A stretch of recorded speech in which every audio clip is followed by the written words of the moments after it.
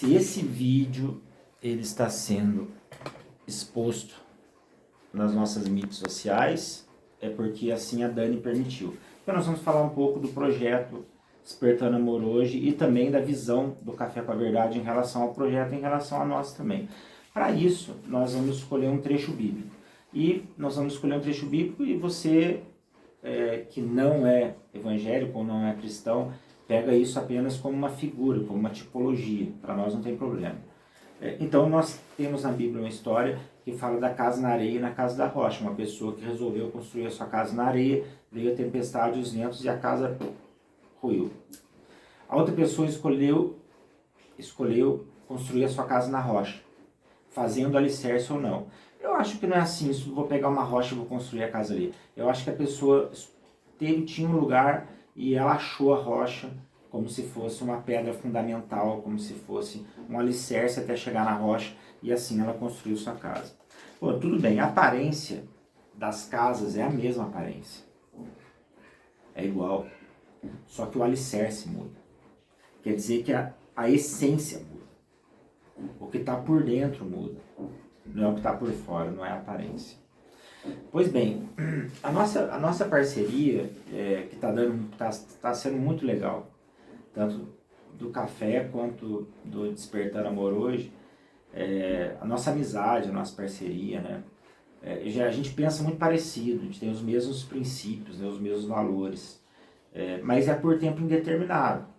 Se caso assim, o Café com a Verdade ou o Rodrigo comece a desvirtuar a linha da ONG, a Dani vai lá e conversa com o Rodrigo. Aí o Rodrigo continua insistindo. Aí a Dani pode dar uma carta de demissão pro Rodrigo. Mas a gente vai continuar amigo. A gente vai continuar comendo pizza sem nenhum problema. Mas por que a gente faz isso? Por que a gente trabalha nisso? Por que a gente ajuda pessoas assim, né? Porque a Bíblia, ela fala... Algumas pessoas, elas tomam muita atenção para si em relação à Bíblia, em relação à fé em Jesus Cristo e às obras. Para você realizar as obras, você tem que ter fé em Jesus Cristo, para depois realizar as obras. Existem pessoas ainda piores, que elas pensam o seguinte, que só a fé em Jesus Cristo basta. Não há necessidade de obras. Isso para mim é um erro tremendo, tremendo. Porque Jesus trouxe muitas parábolas em relação ao bom samaritano, a própria vida de Jesus, o exemplo de vida de Jesus, o exemplo da vida dos discípulos se dando a vida pelo próximo, né? Então, eu acho esse o pior erro, é você viver só da fé em Jesus Cristo, porque Tiago fala que se você não mostrar a sua fé com obras, a sua fé é morta. Então quer dizer o seguinte, eu mostro a minha fé porque eu estou fazendo isso. Mostra a sua fé. Não, mostra a minha fé porque eu vou na igreja. Faz sentido. Muita gente sem fé vai na igreja. Muita gente que não mudou por dentro, que não morreu por dentro, vai na igreja. Então não faz nenhum sentido, né? Então por que fazemos, né? E aí você pega assim, então quer dizer que para eu ajudar em algum lugar, eu tenho que ter fé em Jesus Cristo. E aí? Algumas pessoas, sim, a Bíblia diz que sim. Mas se eu pegar a linha, por exemplo, de Paulo, em 2 Romanos, acho que sim, ou capítulo 3 de Romanos, ou 2, ele diz assim que em relação a judeu e a gentio, outras gentes e judeu era a religião principal. Ele fala assim que muitos gentios cumprem a lei sem serem judeus. E Paulo disse assim, e eu levo isso em consideração. E eu levo em consideração também as pessoas que ajudam e que vivem na ONG e que não são cristãos e que não conhecem Cristo. Porque elas vivem parecido com Cristo. Elas vivem um espelho de Cristo. Só não conheceram ainda. E talvez não conheçam. Mas isso quem julga é Deus, né? Não sou eu. Mas eu digo como Paulo, eu levo em consideração isso. Beleza? Então você tem a consequência do trabalho, é a mesma casa. A casa está lá. Só que o pressuposto e a primícia é diferente. É o que está embaixo. É como você quis construir a casa. Não, eu quero só aparecer. Então você construiu uma casa na areia. Você não se preocupou com o que está embaixo. Não, meu negócio eu faço isso porque é a minha natureza fazer isso. Porque eu preciso, porque eu sou assim, eu sou. Não é que eu quero ter a casa, é que eu sou assim e eu vou ter uma casa porque eu sou assim. Bom, de um jeito ou outro, você tendo a natureza ou não, então faça, porque mesmo que você não mude, você está ajudando alguém. Bom, o meu interesse é que você mude por dentro, que você faça porque você é. Não para ter, mas porque você é. E trazendo novamente para o âmbito da igreja, porque nós do Café somos envolvidos, né, também com instituição. Dentro da igreja, eu não vou falar para a igreja, vocês todos têm que fazer obra social. Não, porque muitas pessoas, elas vivem dentro da igreja. E elas cuidam de pessoas dentro da igreja. E cuidam de pessoas. Então é como se a igreja fosse uma enfermaria. Ou como se a igreja fosse uma triagem de pessoas doentes. Ou como se a igreja fosse um atendimento clínico. Que é um atendimento.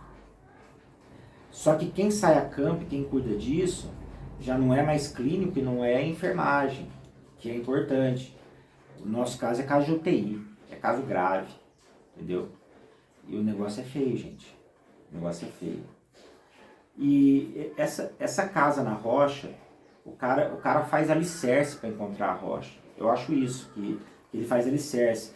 Ele vai percebendo o mundo à sua volta, ele vai percebendo os problemas do mundo, ele vai se compadecendo com o mundo. Sabe o que é se compadecer? É quando mexe as entranhas, é quando você vê um negócio e você fala assim, não pode ficar assim, não pode ser que fique assim. A questão é de essência, é do ser. Se trata do que é, não do que aparece. Completamente diferente. Então, a casa é a consequência de um pressuposto. A casa é a consequência do que você é. Então, nós temos, diante disso, diante de todo esse trabalho, nós temos muitas acusações e muitas coisas para vencer. Né? Muitas coisas para vencer. Por exemplo, essa que eu dei agora. Vocês só fazem obra. Vocês são socialistas, sei lá. Podem até comparar a gente com um partido político. Eu falo para você o seguinte, o evangelho está acima de todos os partidos políticos. Nós não fazemos separação entre Deus e diabo dentro de partido político. O partido político está muito abaixo do evangelho. O evangelho supera tudo isso. Isso não é questão mais de cristão, porque você tem a sua consciência, você tem o seu voto. O meu voto, eu já falei, eu não falo de política aqui. Se você quiser saber a minha preferência partidária ou de candidato, vocês podem perguntar, mas eu não posso falar aqui. Mas a própria Bíblia, ela dá base para todos os partidos políticos.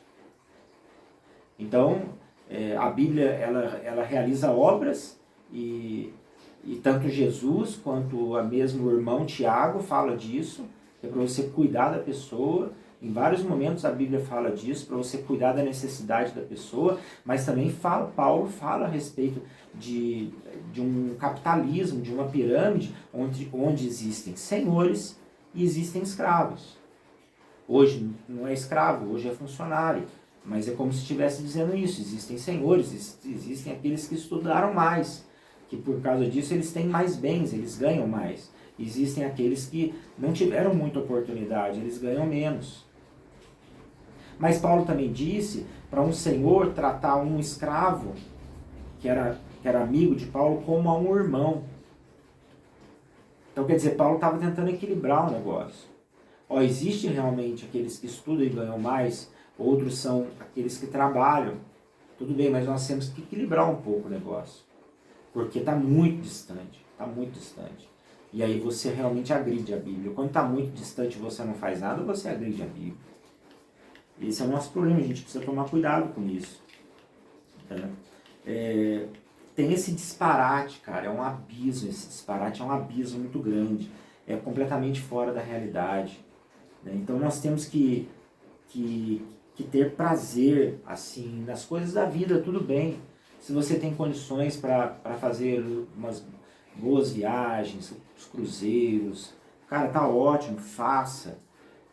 Curta, vá no restaurante, come uma pizza em casa. Né? Ontem a gente fez um café da tarde aqui com os nossos amigos. A gente fez um café da tarde ali no parque, tá tudo bem. Mas tenha consciência que tem gente que não tem o que comer. Tenha essa consciência. Saiba disso porque isso é verdade. E não venha falar que essas pessoas não têm que comer porque não trabalham. Porque eu conheço gente assim também, que não tem que comer porque não trabalha. Mas a maioria não tem que comer porque não tem condições de ter. Ou porque tem pouco entendimento, tem pouco conhecimento. Ou porque nasceu em um ambiente que não vai dar condições. E vive nesse ambiente que não vai dar condições. E eu conheço gente assim. Então, por exemplo, vou dar um exemplo, tá?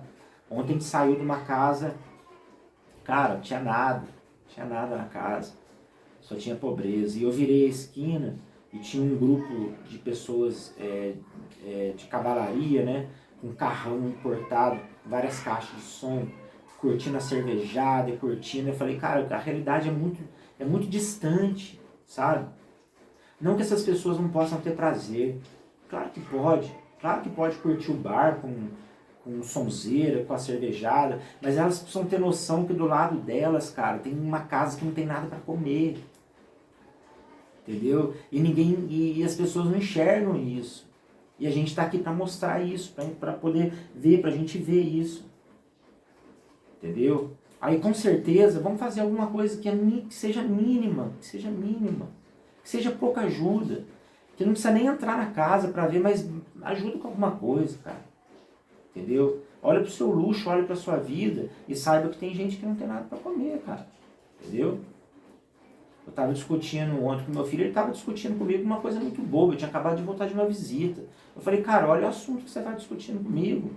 Eu acabei de sair de uma casa que não tem nada para comer. Ele falou assim, pai, o que tem uma coisa a ver com a outra? O que tem uma coisa a ver com a outra é a sua preocupação diante de uma situação de pessoas miseráveis, de pessoas sem dignidade. Isso que tem a ver, né? E a gente passa também por muitas acusações. Né? A gente passa por acusação que a gente vive de aparência, a gente passa por situação que a ajuda nunca é suficiente. Né? A gente fez a postagem, a gente faz postagem. Já falei pro pessoal que a gente vai fazer postagem. Entendeu? E não tem jeito, tem que fazer. Aí teve uma acusação ontem. Precisa mostrar isso, uma carinha de raiva. Né? Aí tem a acusação bíblica. Olha, tem, sabe por quê? Porque a Bíblia fala para uma mão não ver o que a outra está fazendo. Aí a pessoa fala assim, viu? Você está postando a foto na internet, que você está ajudando para se mostrar. Não, eu já falei que é essência, não é aparência.